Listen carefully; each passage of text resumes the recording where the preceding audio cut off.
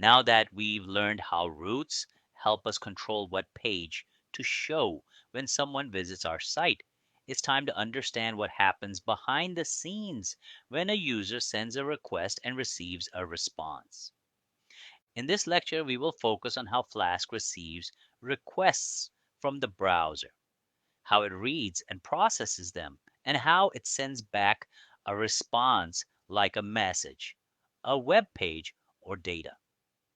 This process is called the request and response cycle, and it is the backbone of how any website or web application works.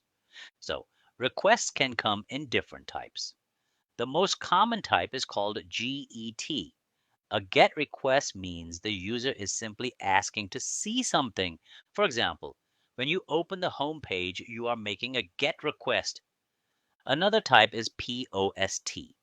A post request means the user is sending data to the server. For example, if there's a form on the page and the user fills it and clicks submit, that sends a post request. In Flask, we can check what kind of request we are receiving by using the request object. This request object comes from the Flask module, so we have to import it first. When we use the request object inside our view function, we can ask it about the method. The method is stored in a property called method. If the value of the method is get, it means the user is just viewing the page. If it's post, it means the user has sent some data. We can also use the request object to get the data that was sent. For example, if the user submitted a form, each input field in that form will have a name. Flask allows us to get the value entered in those fields by using a request form and then using the name of the field as a key. There's another way the user can send data to us, and that is through the URL itself. For example, if someone visits yoursite.com/blog/23, the number 23 might mean the ID of a blog post. This is done using something called URL parameters. In Flask, we define these using angle brackets inside the root path. For example, if we write a blog and then use angle brackets with post ID, Flask understands that this is a variable part of the path.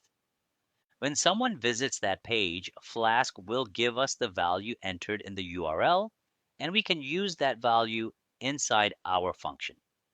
This is useful for showing different content based on what the user clicked. Now let's understand query strings. Query strings are another way to send data using the URL. You may have seen question marks in links followed by text, like question search equals books. That part after the question mark is the query string. In Flask, we can get these values using request args. This is like a dictionary that stores all query values.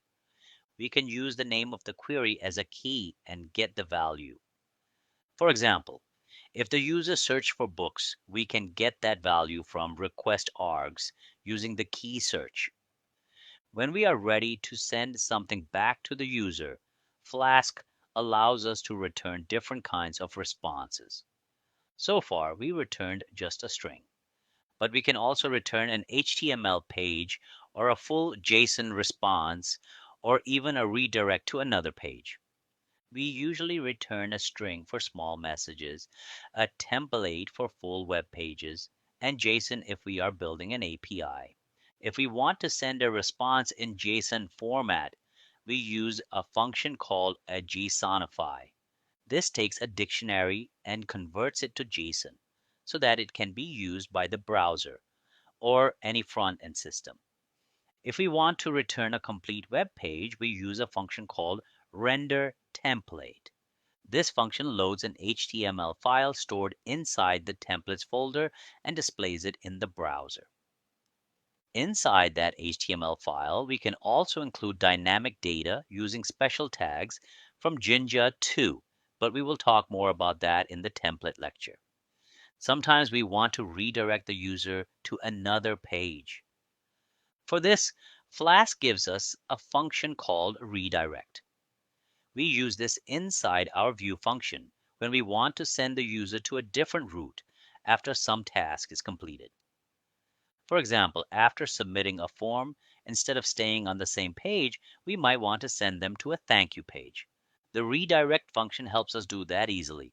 To make all this work, we need to make sure we are importing the correct things at the top of our Python file. This includes Flask, request, render template, redirect, and JSONify depending on what we plan to use. Without these imports, Python won't recognize those functions and will show errors. So let's go over what we've learned. The route function tells Flask what address to watch for. The view function below decides what to do when that address is visited. The request object lets us see what kind of request the user sent and what data came with it. The return statement sends a response back. That response could be a string, an HTML template, a redirect, or JSON data. All this together is called the request and response cycle. It's how every web page works behind the scenes. So this is a simple and clear explanation of how Flask requests and responses. See you in the next lecture.